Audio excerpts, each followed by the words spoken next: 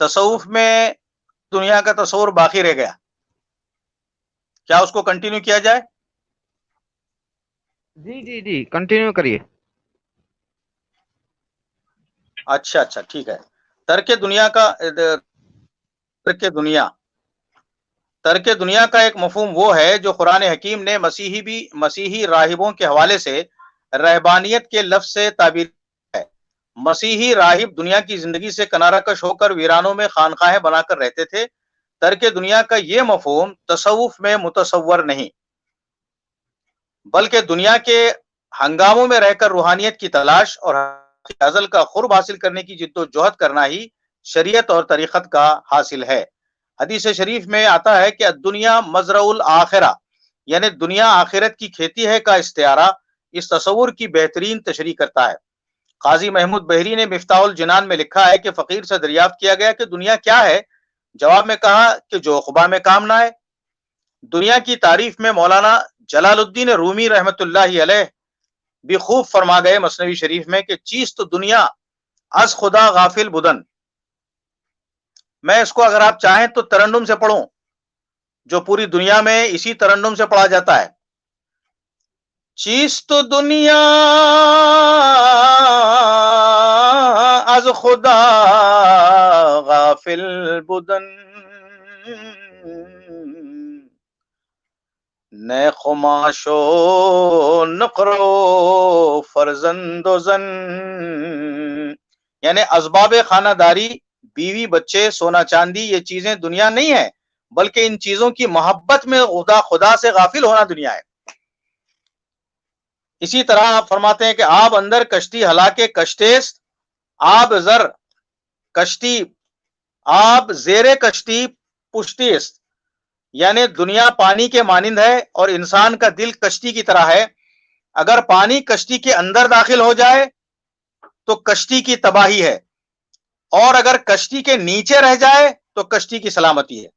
دنیا گویا مرغوب چیزوں سے محبت کا نام ہے. چنانچہ اللہ تبارک و تعالیٰ کا ارشاد ہو رہا ہے کہ زین للناس حب الشہوات من النساء والبنین والقناطیر المخنطرۃ من الذهب والفضة والخیل المسومۃ والانعام والحرث ذلک متاع الحیات الدنیا، یعنی لوگوں کے لیے آراستہ کی گئی ان خواہشوں کی محبت، یعنی عورتیں، بیٹے، جمع کیے ہوئے خزانے، سونے چاندی کے اور نشان لگائے ہوئے گھوڑے اور چوپائے اور کھیتی، یہ سب دنیاوی زندگی کا سامان ہے. اللہ رب العزت کے اس فرمان ذی شان سے یہ واضح ہوا کہ آیت مذکورہ میں بیان کردہ اشیاء کو دنیا نہیں فرمایا گیا، بلکہ مذکورہ اشیاء کی خواہش کرنا اور ان سے محبت کرنا دنیا ہے. لیکن یہ سب کچھ اس لیے نہیں کہ انسان ان کی چاہت میں اس طرح گم ہو جائے کہ اپنے مولا ہی کو بھول جائے، بلکہ یہ تو چند روزہ زندگی کا سامان ہے، حسب ضرورت ان سے کام لینا جائز ہے، البتہ ان کی محبت میں خدا سے غافل ہونا مذموم ہے. الغرض جو چیز خدا تعالیٰ سے غافل کر کے محبت میں پھنسا لے، اپنی محبت میں پھنسا لے، وہی دنیا ہے. صوفیہ اکرام کے یہاں ترک دنیا کا مطلب ترک دنیا نہیں ہے، ترک دنیا کا مطلب ترک محبت دنیا ہے. ان حضرات پر رہبانیت کے ہم معنی ترک دنیا کا الزام لگایا نہیں جا سکتا، کیونکہ وہ صرف گوشہ نشینی، فاقہ کشی، ترک علائق، عبادت و ریاضت ہی نہیں کرتے، بلکہ عوام کی خدمت ان کی زندگی کا سب سے اہم مقصد ہوتا ہے. سعدی شیراز کی زبان میں سنیے کہ طریقت عبادت بجز خدمت خلق نیست. عبادت دراصل بندوں کی خدمت کرنے کا نام ہے، طریقت بندوں کی خدمت کرنے کے سوا کچھ نہیں. مردم بیزاری یہاں بالکل بھی نہیں. اکابر صوفیہ کی ترک دنیا سے کیا مراد ہے؟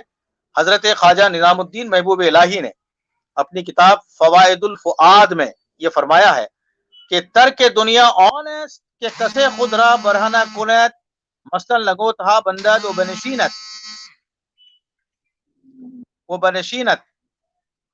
ترک دنیا آن است کہ لباس بپوشد و طعام بخورد، آن چه میرسد روا بدارد و جمع او میل نکند وہ خاطر را متعلق چیزیں نہ دارت، ترک دنیا است.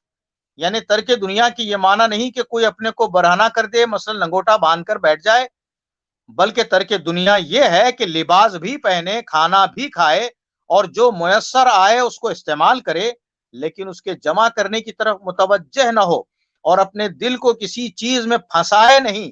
یہی دراصل ترک دنیا ہے۔ عوارف المعارف میں ہے کہ ساکنان خانخواہ یعنی صوفیہ وہ لوگ ہیں جن کے نفوس اطاعت الہی میں مشغول ہیں اور ترک دنیا کر کے اللہ کی طرف ہمتن مشغول ہیں، اور اللہ تعالیٰ نے دنیا کو ان کا خادم بنایا ہے۔ دنیا میں دنیا کے خادم، وہ دنیا کے خادم نہیں، ترک دنیا کا تصور دیکھیے، اللہ تعالیٰ نے دنیا کو ان کا خادم بنایا ہے، یہ دنیا کے خادم نہیں۔ ترک دنیا کا تصور صوفیہ اکرام کے یہاں کس طور پر ملتا ہے؟ جوامی الکلم حصہ دوم ملفوظات حضرت خواجہ بندہ نواز سے ایک مثال ملاحظہ ہو۔ چاشت کے اقتباس ہے کہ چاشت کے وقت دنیا کی بے ثباتی اور اس کی بے قراری کا ذکر تھا۔ حضرت بندگی مخدوم سیدنا خواجہ گیسو دراز نے فرمایا، دنیا ایک افسانہ ہے جس کا حاصل سوائے افسانے کے اور کچھ نہیں۔ اگر کوئی شخص دنیا میں نیک معاملہ کرتا ہے تو اس کی نیکی دنیا میں رہ جاتی ہے، تمام لوگ بس افسانہ ہیں، لہذا جہاں تک ہو سکے نیک کام کرو تاکہ تمہارا افسانہ بھی دنیا میں ایک افسانہ بن کر باقی رہ جائے۔ پھر ارشاد فرمایا کہ حقائق سلمی میں تحریر ہے کہ ایک شخص رابعہ بصری علیہ الرحمہ کے پاس آیا اور دنیا کی بہت مذمت کرنے لگا۔ آپ نے فرمایا کہ جا تو دنیا کا طالب ہے اور تو اسی کی طرف راغب ہے، ورنہ دنیا کا اتنا ذکر کرنے کی اور کیا وجہ ہو سکتی ہے؟ جس چیز کا اعتبار دل سے ساخط ہو جائے تو تیرا نفس مذمت دنیا میں ہرگز مشغول نہ ہوتا۔ پھر تو جو کوئی مذمت میں مشغول ہے تو سمجھنا چاہیے کہ ابھی اس کا اعتبار دل سے ساخط نہیں ہوا، تو معلوم ہوا کہ طالب دنیا ہے۔ ترک دنیا سے اور حب دنیا سے متعلق سلطان باہو رحمت اللہ علیہ نے محبت الاسرار میں حضور اکرم صلی اللہ علیہ وسلم کا ارشاد نقل فرمایا ہے، جس سے صوفیہ اکرام کا تصور ترک دنیا حدیث رسول کے مطابق ہو جاتا ہے۔ ارشاد نبوی ہے کہ حب الدنیا راس کل خطیۃ، یعنی دنیا کی محبت تمام خطاؤں کی جڑ ہے، وہ ترک الدنیا راس کل عبادہ، اور دنیا کو ترک کرنا تمام عبادتوں کی اصل ہے۔ اسی طرح میں اختتام کی طرف آتا ہوں کہ صوفیہ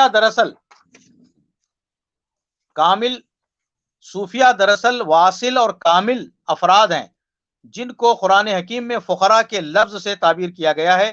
حضرات صوفیہ سلطان الفقر حضرت رسول مکرم صلی اللہ علیہ وسلم کی پیروی کرتے ہیں، اسی لیے فقیر ہمیشہ اللہ تعالیٰ کا منظور نظر اور دونوں جہاں کا بادشاہ ہوتا ہے۔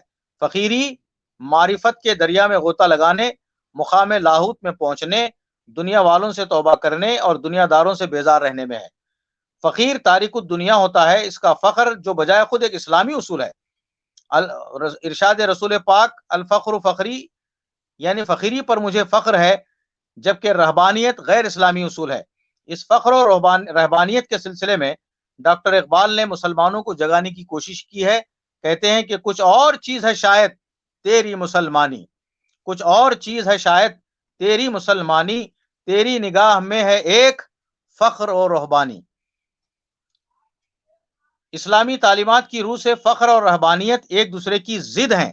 ارشاد رسول ہے کہ لا رہبانیت فی الاسلام سے واضح ہے صوفی اور راہبوں کی گوشہ نشینی سے سخت بیزار، صوفی دراصل راہبوں کی گوشہ نشینی سے سخت بیزار ہے۔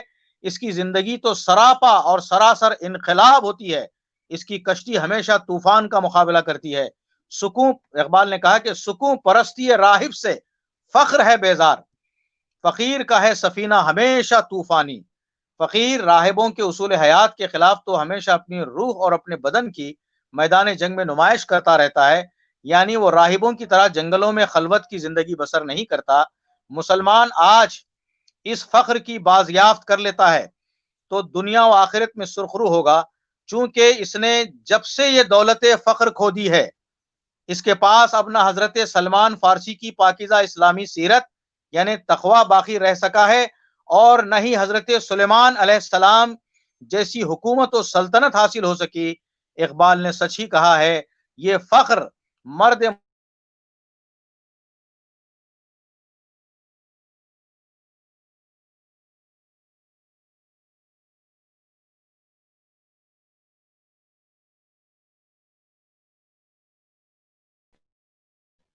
الحمدللہ سر رب آواز العالمین. بریک ہو گئی. السلام علیکم. بہت شکریہ، بڑا خوبصورت اور جامع مقالہ آپ کا، اور آپ نے واقعی عنوان کا حق ادا کر دیا. اب ہمارے دوسرے مقالہ نگار نورین بھائی کی طرف چلتے ہیں، جنہوں نے اپنا مقالہ شروع ہی کر دیا تھا. نورین بھائی اب آپ آگے اس کو کنٹینیو کر رہے ہیں. جی ارشاد.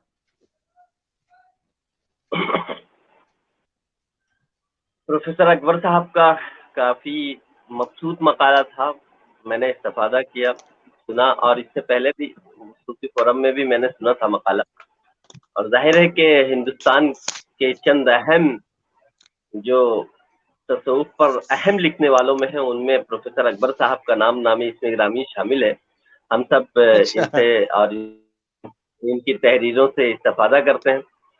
میری خوش قسمتی ہے کہ آپ سے ملاقات کا شرف حاصل ہو چکا ہے، اور یہاں بھی میں سن سکا آپ کا مقالہ. خیر، میں اپنا مقالہ شروع کرتا ہوں. زوال تصوف کے اسباب اور اثرات.